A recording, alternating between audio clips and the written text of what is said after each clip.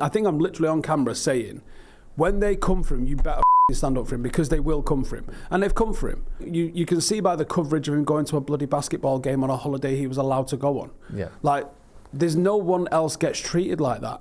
Jack Grealish cost £100 million, plays in a team that's absolutely ridiculous, and he's a worse signing than Anthony. Yeah. Gets so much less abuse than Marcus Rashford does. Why? Marcus Rashford in that City team embarrasses what Jack Grealish has just done. Embarrasses it. Anthony embarrasses it, actually. Man United have struggled to score goals all season, but all of a sudden, under Van Nistelrooy and Ruben Amorim, the goals have started flowing again. We spoke about this a lot, Steve, all year, about how we're going to struggle to score goals. In the 2 previous seasons under Ten Hag, we scored 57 and 58 league goals. It's not enough, and yet, all of a sudden, couple braces here, a goal there. We're going to talk about United's sort of ceiling in terms of attackers, where we can improve how good these players can be. Firstly, have you fundamentally changed your opinion on any of United's forwards since the sacking of Erik Ten Hag? No. So what is it then that's gone from, I know it's a very small sample size, but we've got the 4 games under Ruud van Nistelrooy, the 3 games under Ruben Amorim. We're seeing more goals go in. Is that confident? What's going on? Confidence is probably a big sort of unquantifiable factor that you can throw in there. But when you look at the actual quantifiable factors, things like XG, big chances missed, United were top of those tables, underperforming what we should have already scored. So I wonder, is confidence could be a factor, but in terms of the actual tangible factors that have changed, is it just a case of it's the correction of the stats? So we're getting the overcorrection to sort of meet the average where we should have been in the first place anyway, I think might be what we're seeing. Because it's people, I think people think, like, when we saw the XG from the Everton game, for instance, we had like 0.87 XG and we'd scored 4 goals, but then we've seen so many the other way around all season. And it's that thing of, like, if you toss a coin 1,000,000 times, you probably get 500,000-ish of each, but it won't be heads then tails then heads then tails. It'll be 15 of one, 8 of the, you know. It's like we're seeing the backlash of that a little bit. But I want to go into each of our sort of main forwards, or the players that we've seen playing that number 9 role, look at what they're good at, what they're bad at, and what their ceiling can be under Ruben Amorim, and kind of work out who do you think of these players will be Amorim's first choice up there. Because he said in a press conference the other day that at the minute he's trying different people out, getting people used to the system, but as time goes on we'll have a more kind of typical starting 11 like other teams do. I want to start with Marcus Rashford, because I feel like he's the one, we've got the most data on him, we know what he is as a player, we know what he isn't as a player. He's had more stick in the last 5 years, I would say, than any footballer, certainly in that ballpark. Yeah, up there with LeBron James in 1 and 2 in terms of the amount of abuse they get on social media according to the data. Like, let's talk about him as a number 9 to start with. Do you think he can do that job? No. Short, medium, long term? No. Why do you think he's playing him there for now? And do you think he can fit into Amorim's system at all then? Do I think he can fit into Amorim's system at all? Maybe leaning towards no. Okay. Maybe leaning towards, I think there's probably better suited people to fill the various sort of attacking roles. Why? I don't think he's the complete package when it comes to being a striker. I think that Ruben Amorim's system requires a striker that presses, and even when he broke through, Marcus did. Right now, he doesn't. It's definitely not instinctive in him to press. He does go and put pressure on at times, sometimes, but it's very much hit and miss. It's certainly not Tevez and Ahmad relentless sort of like. Do you know, it's just inherent in them that they're just going to, bulldog down anybody that's got the ball in front of them. That may have been because he's had 8 different sets of orders given to him by different managers, and he may be able to be trained to be a little bit different, but my gut instinct is telling me no. What was the first part of the question? The first part of the question is where, I think it was, how can he fit in the system then? Oh right, yeah, I don't think he can. I think you'd probably be able to use him as a backup periphery, and I think what Amorim's doing at the moment is almost pre-season vibes where everybody's just getting a look. Let me find out what everyone's about, so when it gets to January, I can get a shopping list together and know what maybe needs to stick around, what needs working on, and what has to go. And I think with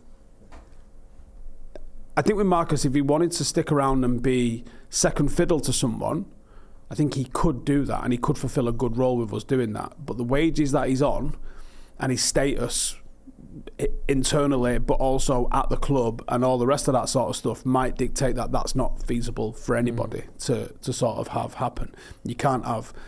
Is he our highest paid player? He's certainly going to be in the top. I think it's handful. Casemiro and him basically. Yeah.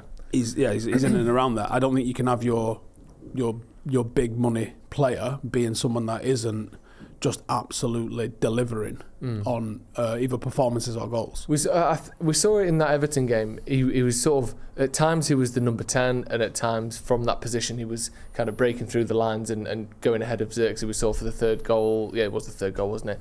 That running behind, first time shot, like classic Rashford stuff. Do you think he could work in that number 10 role as the kind of counterweight to maybe a Bruno Fernandes or a Mason Mount? Someone who's got a bit more legs. He does seem to go quite asymmetric with what he has in that. He does seem to like what we'd call a 10 and a winger almost behind a traditional striker. I think depending, like if it was going to be Hojlund, I think you could potentially go Ahmad and Bruno because they'd give you sort of something slightly different. I think if you have Hojlund and Rashford, it might not. Some games it might work. Some games that might just not quite mesh quite well together. I think he likes to have people operating close to the striker in between the lines a little bit. For me, Marcus's best attribute is playing on the shoulder. I don't like it when he comes in and play makes. And obviously we know we created a goal in the FA Cup final because of that, and we wouldn't have won the FA Cup final without it. But I still think the best attributes of Marcus Rashford are getting the ball down and running at people. And I think that's a role, unless we can convert him into a wing back, and I'd be shocked if we could. I don't see where his particular skill set comes in. I don't think he wants to play him off the left-hand side in that role because he'd be kind of too central to cut in. Yeah. And I could be wrong on this. I just can't mentally see it when I close my eyes. I can't go, okay, yeah, he definitely fits into that role. Obviously, you have a Zirkzee, not an issue, but like there's a situation with Zirkzee where he won't lead the line in the same way that Gyökeres or Hojlund would. That might have pluses to it. It absolutely has negatives to it. I think if you're going to play Zirkzee as your striker, who's clearly a false 9 or a 10 realistically, you're going to require someone to run off him. And that, really, in our squad, there's only 3 players who are going to do that. It's Marcus, it's Hojlund, and it's Garnacho. So I think there is a place for him. Right now I don't see it in the starting 11. He could adapt and change, and he could come out swinging, and he could get another 6 months of work with RH ahead of the new season and come out and absolutely blow us away. He kind of needs to, to justify the salary that he's on and maybe turn the fan base around. I'm just not confident he's got it in him. I think it's a bit sad what's happened with Marcus, really, because you go back 4 or 5 years when he'd had those back-to-back, I think it was back-to-back 20-goal seasons, just before he had that first dip after the World Cup, wasn't it? And he had that surgery and he had that dip, and he was like the light in everyone's life, wasn't he? He was the up-and-coming star. We're looking at maybe even Wayne Rooney's kind of goal-scoring record. He was a teenager, or just in his early 20s, and he was getting a goal-scoring sort of threat about him. And now he's become like one of the least, or certainly, like we said, most hated players at the club. A lot of people still like him, and he's got a lot of love as well, but he gets more hate than most. Does that make you feel a little bit sad the way it's gone with him? Because massively. I felt that there would be always going to be a anti-Rashford PR campaign because he made that government look like dicks over what he did with the school. I think I'm literally on camera saying, when they come for him, you better fucking stand up for him, because they will come for him. And they've come for him. And I think they have. And I think you can see by the coverage of him going to a bloody basketball game on a holiday he was allowed to go on. Yeah. Like, there's no one else gets treated like that. Jack Grealish cost £100 million, plays in a team that's absolutely ridiculous, and he's a worse fucking signing than Anthony. Yeah. Gets so much less abuse than Marcus Rashford does. Why? Marcus Rashford in that City team embarrasses what Jack Grealish has just done. Embarrasses it. Fucking Anthony embarrasses it, actually. But meanwhile, Marcus Rashford is the biggest problem in football. I absolutely don't agree with that. But I would also say I don't think he justifies his place in the United team at the moment. But there's a difference between talking about what he does on a football pitch and this constant noise and speculation. Why was there articles about him taking fucking gloves off? Who else gets this level of fucking treatment? Honestly. No, people talk about the football. Yeah. Talk about the football, and I'm here for you all day, and I'll talk about the tactical, technical reasons why this is or isn't working. I couldn't give a fuck what he wears to a basketball game ever. How about that?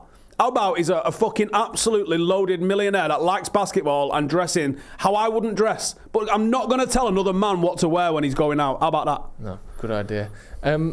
I completely agree with you. I just think there's always going to be a hate for him regardless of the on-the-pitch stuff. And then when you add into the fact that on the pitch hasn't been great either, it's just a firestorm of hell for him. And it must be hard for him. Plus Tories.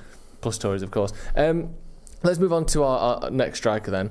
Let's talk about Rasmus Hojlund, because he's someone that you've mentioned almost in contrast to Rashford a couple of times there, as like someone who is a bit more of a complete forward, not necessarily in terms of their back catalogue, but what his attributes are as physically.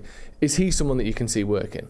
Because he's more of the Gyökeres mould, isn't he? Yeah, I think so. I think he's still very young, so you've still got the growth factor for him to achieve the things that Marcus kind of has achieved, and maybe become consistent with that. Strikers at 18, 19, 20, and even at 21, you're talking genuine outliers if they're scoring 20 plus goals already. Yeah. When I've said he's never scored 20 odd goals, that's not to say he never will score 21 goals. It's literally the hard cold facts that he's never actually done that for us yet. That's not saying he won't. I can see a trajectory for him where he can do, because his finishing is world class when he shoots. My issue with Hojlund is he either hasn't got the complete movement to get on the end of stuff, and that's maybe dropping 20-25% of the shots that he should be taking off his list, or there's a collective shit in the bed around him in terms of people aren't finding him, which can happen even at the very, very elite level. We all remember that Fergie talk to like the entire team, telling them to pass to Robin van Persie and he'll win you the league. So at some point Fergie analysed and came up to the conclusion that Paul Scholes, Ryan Giggs, Wayne Rooney, etc. were not finding Robin van Persie. So if it can be an issue for that group of players who are undoubtedly world class, it can also be an issue for this lot who absolutely aren't world class. I think he's got the potential to be a 20-25 goal a season striker. That's not necessarily in doubt. I think what's in doubt then is, okay, we still need 55-60 goals coming from somewhere else. And is there enough of those players in the team to supply that? Just on Hojlund, and I think you mentioned about his movement and his ability to find shots or create them, but I think find them is almost better, because you want the ball to be arriving at him and he hits it, and sometimes he's not in the space to do that. But I think in the last few games, think about how many times we've scored a goal from someone squaring the ball from within the 18-yard box to the attacker to just hit it first time. It's happened 4 or 5 times in this week. That goal has been scored due to the pressing or whatever. But I feel like if you're a striker whose team is creating a lot of chances like that, you're going to score a lot of goals, like the one Zirkzee scored, the one Hojlund scored, the one Rashford scored, the other one that Zirkzee scored. That's happening a lot at the minute. I feel like this system, if any, will suit Hojlund and will create chances for him more. Do you have faith in that we've gone from a system that, whether it's his fault or the team's fault or both, maybe now this one will at least eliminate some of your team not passing to your stuff? I haven't seen enough of the system yet, to be honest, because I think we're seeing I'm seeing tiny little tweaks here and there of stuff. I think Onana not smashing it long. That's literally changed. He's gone from having 10-12 long balls a game to, I think he had 1 against Everton or something like that, or 2 it might have been. The differences are small, and the in-possession shape, even if the in-possession personnel are different, the in-possession shape is quite similar. In terms of where people are occupying certain zones. It's still 3-2-5 in the build-up and that. Where we might see the differences is in certain mentalities, in terms of I wouldn't call Amorim vertical, but he does like to seem to get it forward relatively quick. Well, on that, Lisandro Martinez in the last 3 games has averaged about 15 progressive passes per game. The top 1% metric, so if you do this number above you in the 1%, is 7 per game. He's literally doubling the elite level of vertical passes. And a lot of that is that ball driving it straight to the striker's feet. I think Hojlund, of the 3 that we currently have, is the best to deal with that, even though he likes to do his little motorcycle display unit impression with 4 centre-backs on his back. Do you think that's going to be something that, take away the goals, just in the build-up, he's almost favourable despite the fact that he's not necessarily the best dribbler or whatever? Yeah, maybe. One of the issues that I always saw with United, and to be fair, there was an element of this, a lot of this I thought against Everton, we were quite slow and methodical in our build-up. Yeah. And I would say in the last decade, United have had quite slow and methodical build-ups. Against Ollie, it was quite quick. We saw a lot of third-man runs. We seemed to get it forward, and we seemed to be quite fast in our play. But the rest of the managers that we've had, there's been a methodical sort of nature to it where it's kind of plodded forward. One of the things that I remember from doing the pod with Rio is him talking about Rooney screaming at him when he's not passed him the ball. Obviously, Wayne Rooney played up front. Rio played at the back. He's talking about a line-breaking pass to Wazza's feet from defence. It's obviously something we've gotten away from, and football's cyclical like this. So we got into the habit of being this, like, carbon copies of Pep everywhere, with slowly positioning ourselves over the halfway line and forgetting that you can miss midfield out. If you have nice rotations in midfield and you disguise a ball, bosh, straight through for someone playing off the front or directly into the striker's feet. If Wayne Rooney's receiving that ball, if I close my eyes and think about Rio playing that pass right hand side of the pitch in for Wayne Rooney, it's going to be Wayne Rooney arriving at the ball side on, probably taking his first touch towards the opposition goal and then running at a defence with that ball, probably 5 or 10 yards into the opposition half when he receives that ball. And the knock-on effects of that is he's now got 30 yards behind that defence to attack. Whereas one of the downsides of the methodical, slow build-up is opposition have got 8 players on the edge of the box. Yeah. Break us down. Yeah.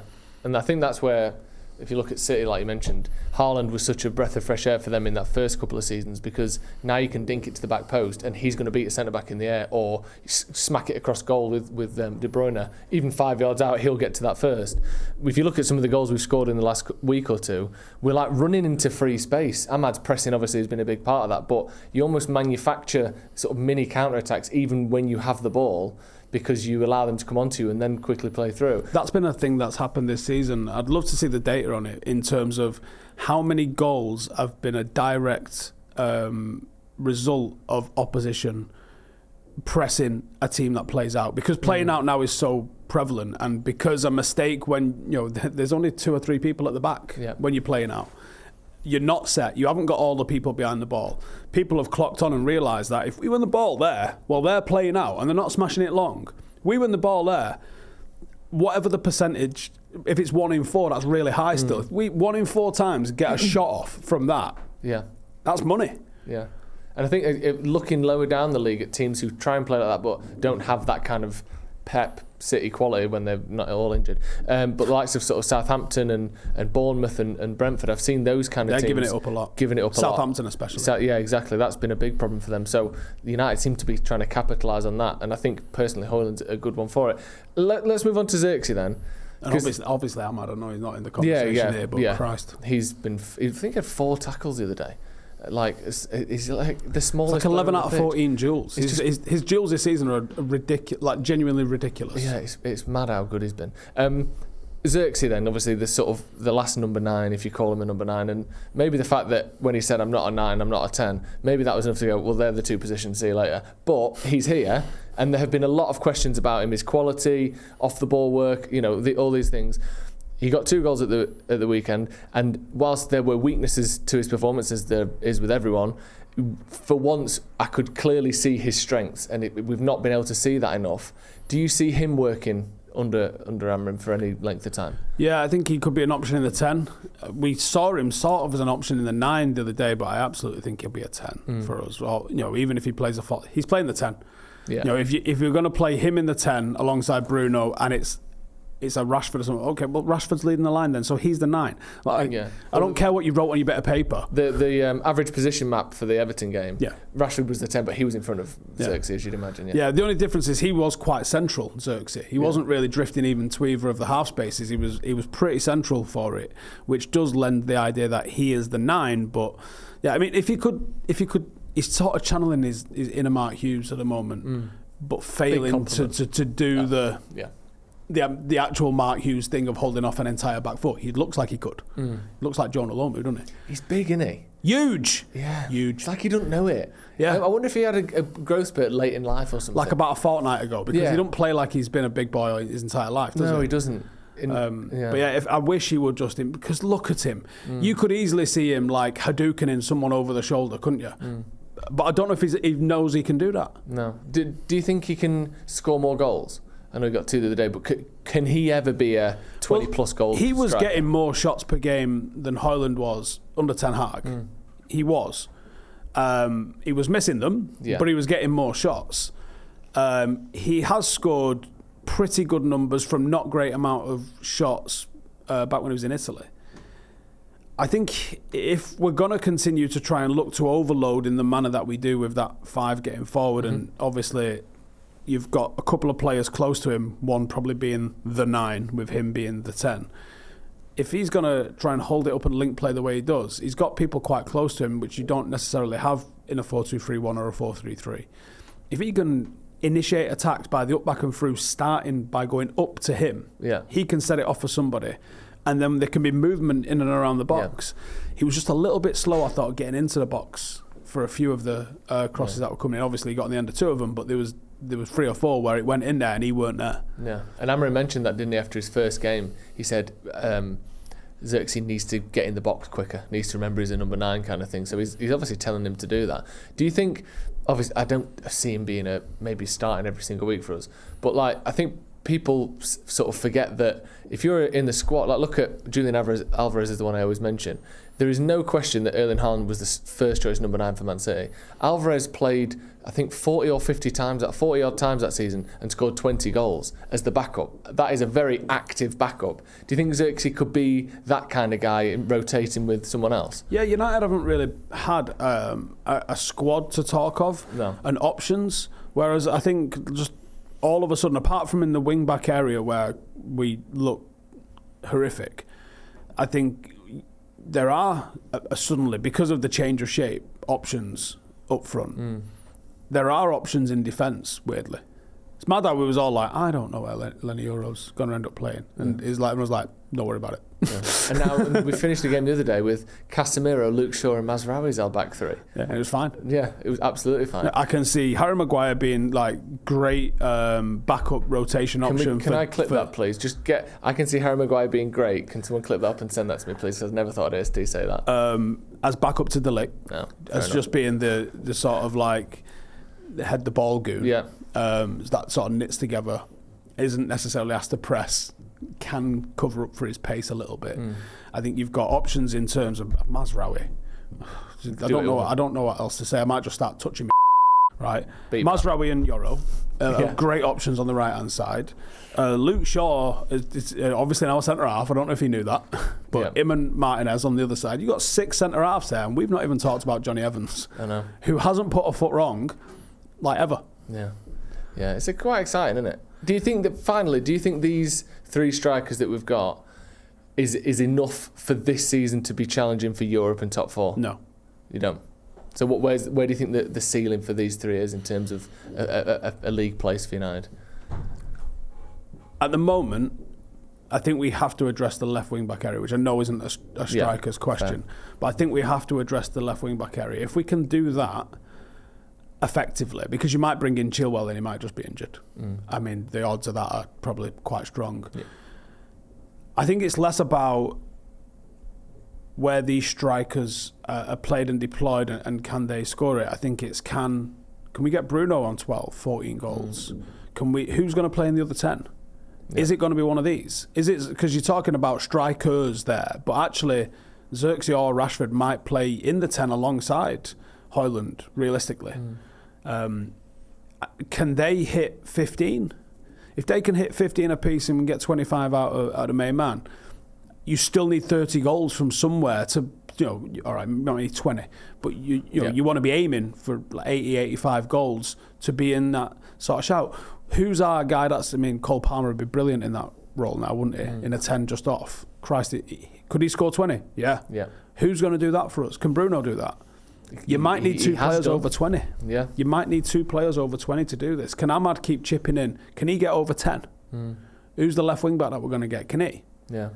Can Casemiro bring something? Can we get De Ligt maybe chipping in with 4, 5 from defence? That's when you start being, okay, there's options here. We can score at set pieces. We can beat teams on the counter. We've got midfielders who can score some goals. That's what you need. There's a lot of pressure on forwards, and there should be. That's their job. It's a job, Roy Keane said, to score goals. But the whole team has to score the goals. Absolutely. Right. Thank you very much for joining us. Hit subscribe to the channel if you haven't already, and get your thoughts in on United strikers in the comments below. Thank you, Steve. Thank you for joining us. We'll see you in a bit.